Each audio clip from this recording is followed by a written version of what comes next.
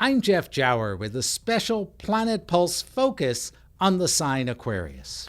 And I'm Rick Levine. Aquarius is arguably the weirdest sign of the zodiac because it's the water bearer, yet it's not a water sign, it's an air sign.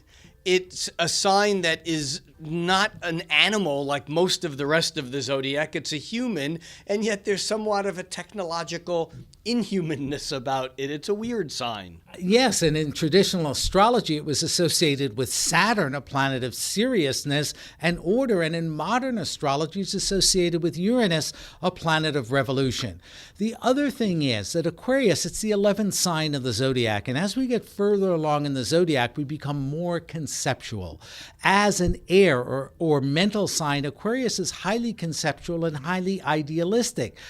One of the aspects of idealism of Aquarius is that of community. Another paradox is that Aquarius believes in cooperation and community and friendship, but requires freedom and independence for itself. Yeah, it really is a sign that is full of paradoxes.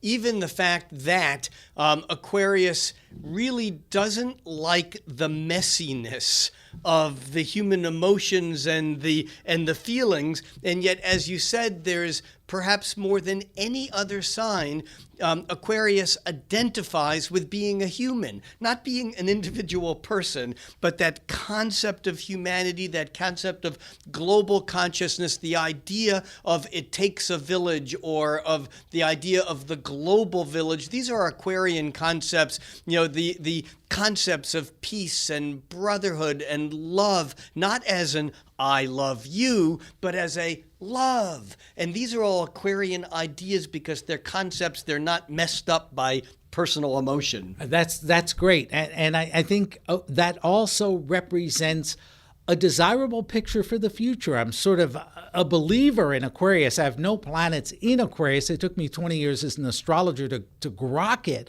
But nevertheless, it represents a potential future for humanity which breaks down the boundaries of gender and nationality and race and age. And we begin to relate to one another on a global level, as you said, Rick. But because of that, Aquarius or futurism can feel threatening to the conservative forces which identify so strongly with family, tribe, and national boundaries and limits. There's another aspect of Aquarius that ties into this idea of futurism, but it's less about the tense of being in the future, like future tense, but it's more about the technological side of it. It's not only the sign of technology, but it's also not about the message, it's about the technology that's used to deliver the message, meaning that in the body, it's the nervous system itself. It's the distribution of the thoughts and the ideas, not the ideas themselves.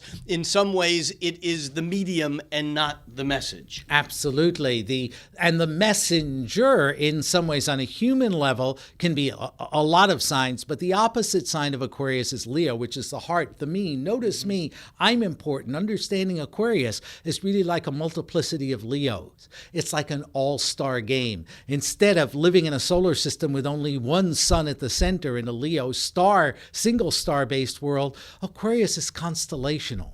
It's a representation or an understanding of collective human innovation or genius in which each star plays its own unique role.